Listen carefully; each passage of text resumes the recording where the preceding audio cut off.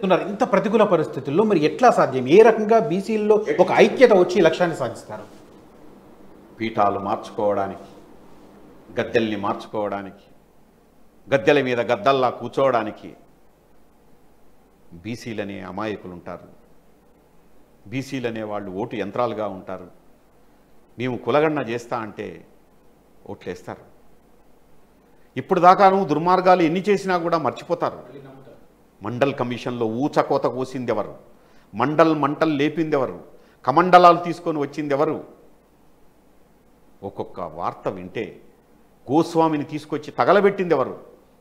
నన్ను తగలబెట్టారు, నేను మండల్కి వ్యతిరేకం కాదు అన్నటువంటి విషయాన్ని గోస్వామి స్పష్టంగా చెప్పాడు. మండల్ కమిషన్ అప్పుడు చేసిన విధ్వంసం మామూలు విధ్వంసమా?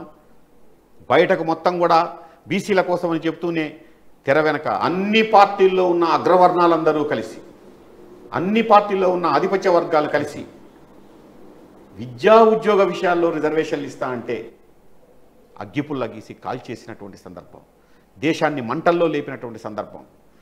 ఏది ఏమైనా నా ప్రధాని పదవినైనా వదులుకుంటాను కానీ మండల్ కమిషన్ నివేదిక విషయంలో వెనక్కి పోయేది లేదని చెప్పి విపి సింగ్, విశ్వనాథ్ ప్రతాప్ సింగ్ చేసినటువంటి పని దేశానికి ఒక దిక్సూచిగా నిలబడ్డది. బహుజనులకు, బడుగులకు అండగా నిలబడ్డది. వీళ్ళు ఇస్తారా? వీళ్ళు స్థానిక సంస్థల్లో 6,000 పంచాయతీలు ఇస్తారా? 42% కాదు మేము అడిగేది, 56% ఇవ్వండి.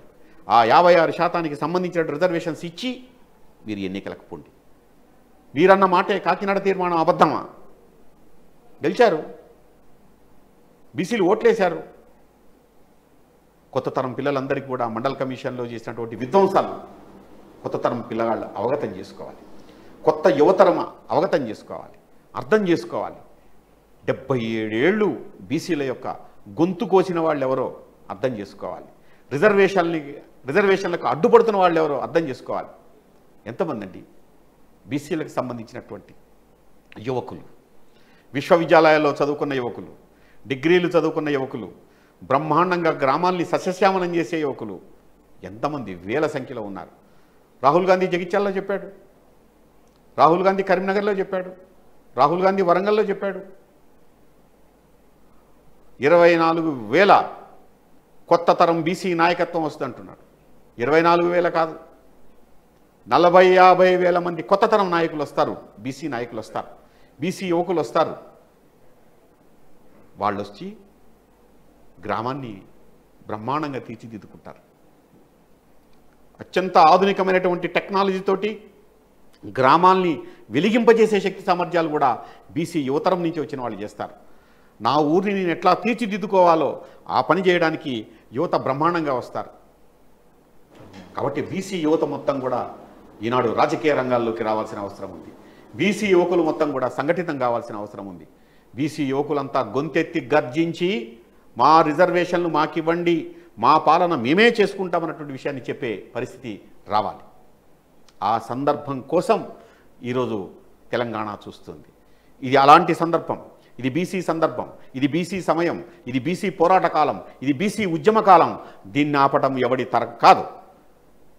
ఇది దేశ సమగ్రతకు, రాష్ట్ర సమగ్రతకు, రాష్ట్ర స్థిరత్వానికి కూడా అవసరమైనటువంటి పని. ఎస్, తెలంగాణలో 10 ఏళ్ళు ఏం జరిగిందని అడిగారు ఇందాక మీరు. తెలంగాణ రాష్ట్రం వచ్చినాక ఏం జరుగుతుందని అడిగారు మీరు. తెలంగాణ రాష్ట్రం వచ్చినాక జరగాల్సినటువంటి నీళ్లు నియామకాలు అయిపోయిన తర్వాత ఇప్పుడు జరగాల్సిన పని ఏమిటంటే, నీళ్లు నిధులు నియామకాలు అయిపోయిన తర్వాత జరగాల్సిన పని ఏమిటంటే, తెలంగాణ స్వీయ పాలనలో, తెలంగాణ స్వీయ రాజకీయ అస్తిత్వంలో బహుజన రాజకీయ అస్తిత్వం రావాలి. అది తెలంగాణ కోరుకుంది.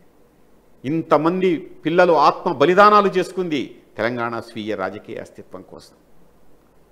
ఇంతమంది యువకులు త్యాగాలు చేసినటువంటి దారి నుంచి రావాల్సినటువంటిది బహుజన స్వీయ రాజకీయ అస్తిత్వం.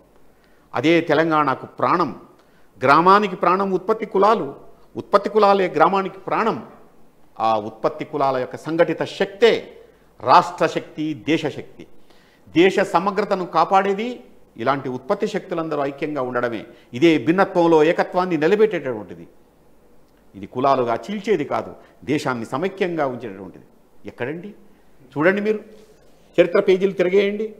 ఎవరు బీసీలకు సంబంధించినటువంటి అంశాన్ని పక్కన పడేసారు. తీయండి, కాకతీయుల చరిత్ర మొత్తం తీయండి, మొత్తం సంస్థానాలు తీయండి. తెలంగాణలో ఉన్నాయండి సంస్థానాలు 16 సంస్థానాలుంటే దాంట్లో వెలమ సంస్థానాలు 2, ఒక బ్రాహ్మణ సంస్థానము, మిగతా అన్ని రెడ్ల సంస్థానాలే. బహుజన సంస్థానాలు లేవు, భూములు లేవు, పరిశ్రమలు లేవు, సినిమాలు లేవు, వ్యాపారాలు లేవు. అలో లక్షణ అని ఉన్నటువంటి వాళ్ళంతా కూడా బీసీలు.